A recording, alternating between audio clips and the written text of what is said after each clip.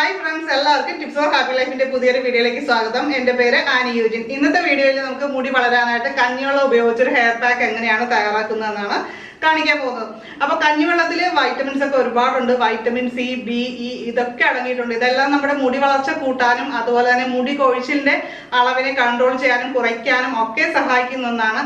അതുപോലെ നമ്മുടെ സ്കാൽപ്പിനെ, അതായത് തലയോട്ടി നന്നായിട്ട് ക്ലീൻ ചെയ്യാനായിട്ട് സഹായിക്കും. അതിലുള്ള ഇമ്പ്യൂരിറ്റീസും കാര്യങ്ങളും ഡസ്റ്റും നമ്മുടെ എൻവയൺമെന്റിന്റെ പൊടി എന്നുള്ള എല്ലാ പൊല്യൂഷനും കാര്യങ്ങളും എല്ലാം മാറ്റിയിട്ട് നമ്മുടെ സ്കാൽപ്പിനെ നല്ലോണം ക്ലീൻ ചെയ്യാനായിട്ട് സഹായിക്കുന്ന ഒരു കാര്യമാണ് നമ്മുടെ ഈ കഞ്ഞിവെള്ളം. അപ്പൊ കഞ്ഞിവെള്ളത്തിന്റെ കൂടെ നമ്മൾ മറ്റു ചില ഇൻഗ്രീഡിയൻസും കൂടി ചേർത്തിട്ട് കുറച്ചുകൂടി പോഷക ഗുണങ്ങൾ കൂട്ടിയിട്ടാണ് നമ്മൾ ഈ ഒരു ഹെയർ പാക്ക് തയ്യാറാക്കുന്നത്.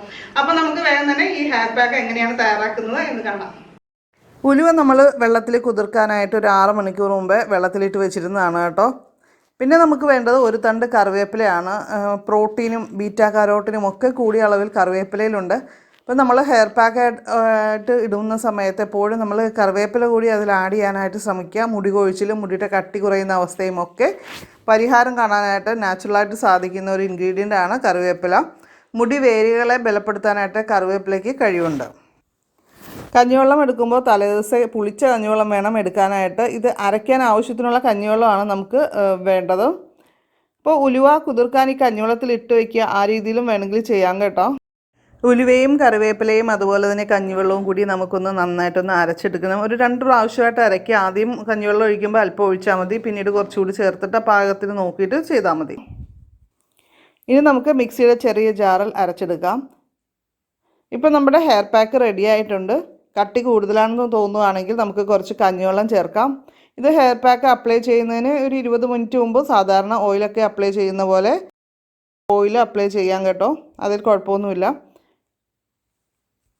പാക്ക് ഇട്ടൊരു 15 മിനിറ്റ് 20 മിനിറ്റ് കഴിഞ്ഞ് നമുക്ക് വാഷ് ചെയ്ത് കളയാം. സാധാരണ പോലെ വാഷ് ചെയ്യാം. ഹെർബൽ ഷാമ്പൂസൊക്കെ ഉപയോഗിക്കുന്നതിനാണെങ്കിൽ അതൊരല്പം ഇട്ടിട്ട് തന്നെ നമുക്ക് വാഷ് ചെയ്ത് കളയാം.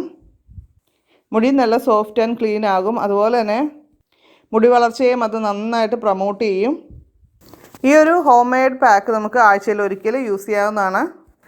ഇതിൽ ഉപയോഗിച്ചിരിക്കുന്ന കാര്യങ്ങളെല്ലാം നാച്ചുറലായിട്ടുള്ള നമ്മുടെ വീട്ടിൽ കിട്ടുന്ന സാധനമാണ്. അപ്പോൾ എല്ലാവർക്കും ചെയ്ത് നോക്കാവുന്ന കാര്യങ്ങളേ ഉള്ളൂ. ഇപ്പോൾ താരനുള്ള ആൾക്കാരുണ്ട്, അവർക്കും ഈ ഒരു പാക്ക് വളരെ റിസൾട്ടുള്ളതാണ്. 3 ദിവസം ചെയ്ത് കഴിഞ്ഞാൽ തന്നെ ഇത് മാറിക്കിട്ടും. 1-2 ദിവസങ്ങളിൽ വേണം ചെയ്യാനായിട്ട്. അപ്പം നമ്മുടെ കഴിഞ്ഞ വീഡിയോ കാലിലെ വിൻഡീറൽ അകറ്റാനുള്ള ഹോം റെമഡീസ് ആയിരുന്നു. അപ്പോൾ അത് കണ്ടിട്ടില്ലാത്തവർ അത് തീർച്ചയായിട്ടും ഒന്ന് കണ്ടു നോക്കുക. വീഡിയോ ഡിസ്ക്രിപ്ഷൻ ബോക്സിലും അതുപോലെ ഫസ്റ്റ് കമൻ്റായിട്ട് ഞാൻ പിൻ ചെയ്ത് വയ്ക്കാം.